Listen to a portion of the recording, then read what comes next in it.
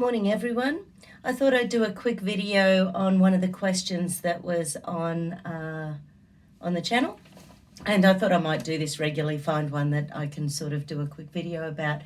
So Paulina asked, "Hi Madonna, I'm a fellow Aussie natural health lover and have been loving your videos. Can you please do some more videos on heavy metal toxicity and the symptoms that go along with it?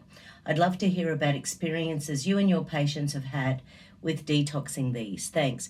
So for me personally, I was unaware of my heavy metal toxicity until about 15 years ago. And by that stage, I had had like a low-level fibromyalgia for many years. So mostly I just woke up in pain and I was just used to that. So that was just my life. And as a naturopath, I had tried so many things over the years, and I always had lots of therapy, whether it was massage or kinesiology and what have you. And I'm terrified of needles, so never really got into acupuncture, but that's just me. I know it works brilliantly for many people. So I started, when we discovered the zeolite product, at the time it was a product called Wyora, and one of my gurus, Charles Krebs, who's well into his 70s now, at the time he had had one of his friends with 4th stage pancreatic cancer who had been in a trial where they had given them 45 to 60 drops per day of the zeolite. So a little jar would last them only a week or something like that. There were 300 drops in a bottle. And as you've heard me chat about the brand that I use now, so the Zetox, the Zeo Health zeolite. So I'll put a little connection to that. Once again, remind me if I forget, but I'll put that in the description. But zeolite needs to be heated to 900 degrees to release the toxins. In nature, zeolite sops up toxins. It sops up heavy metals. So anyway, Charles Krebs had one of his friends with 4th stage pancreatic cancer in a trial that was on cancer, and basically in 2 years, 78% of them were still alive, having 45 to 60 drops a day of that zeolite.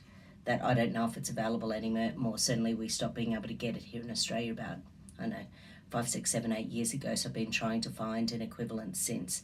So that's why I'm glad I've got my ones over here. So that was sort of one thing, that it just ends up just being a really good product. So what the body does with heavy metals and zeolite, it sops up the toxins with the highest. So zeolite is a negatively charged mineral, and it sops up positively charged toxins.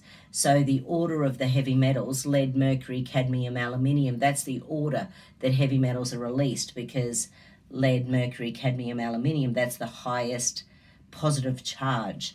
So things like magnesium is a positively charged mineral, but it's not going to be touched because it's very low. So the body will actually keep on picking up something that's a higher charge each time it can. So when I first started taking it, after about a month, I sort of noticed that I was waking up without pain. Or maybe I hadn't even noticed. One of my clients might have asked how my fibromyalgia was, and I sort of said, yeah, right, it's actually been much better. And then I had had tennis elbow for some time, that just sort of played up. And I wasn't a tennis player, haha.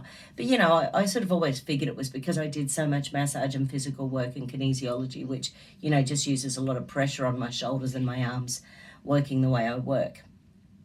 And there was about 48 hours where it was the weirdest thing. I sort of felt that someone had put a bandage from here to here. There was no bandage, there was nothing.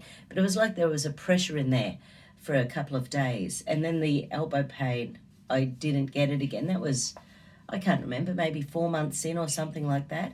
Occasionally, because I had a lot of amalgam fillings, occasionally I would actually get like deep pains in my jaw, only for like 2, 3, 4, 5 seconds at a time, or in the base of my skull where there must have been some heavy metal toxicity as well, because the zeolite will go into the body wherever it can, and it'll clean out the gut first, and then it'll get into the deeper tissues, and it will actually keep going through that process of lead, mercury, cadmium, aluminium. So once it goes, and other things as well, but it will clean out the gut first, and then it will get into the lymphatic tissues, and eventually it will get into the deeper tissues again. So it's an interesting little process.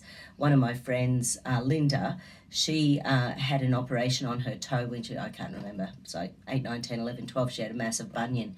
So she had a big operation, but you can imagine joints don't have a lymphatic drainage process. So basically, she had like days where her toe throbbed because the zeolite was going into the toe joint and pulling out toxins from post-operation. So some people really feel the toxicity when it's being dragged out of the body. Some people don't, but we were using all sorts of tools in our repertoire as well in order to support that, but sometimes that's just what happens. So that's just a very quick little thing. I have noticed when I've done oligoscan, so oligoscan is a way of looking at heavy metal levels in the body, and I've noticed that people with, say, cancer or motor neuron disease have very high levels of heavy metals, and it's quite often the ones like silver and mercury and aluminium and that sort of thing. Cadmium isn't so common these days, but it is in a lot of things. But yeah, when you do start looking, but I'll go into where these things are in our diets and in our atmospheres. Obviously, coal-powered plants release a lot of mercury into the atmosphere. So there's, sort of comes from lots of places. But I certainly know when I need to do a detox because my joints start aching more than normal. And for me, that's a bit of a sign. So, part 1, heavy metals. I'll do another one again soon. Take care.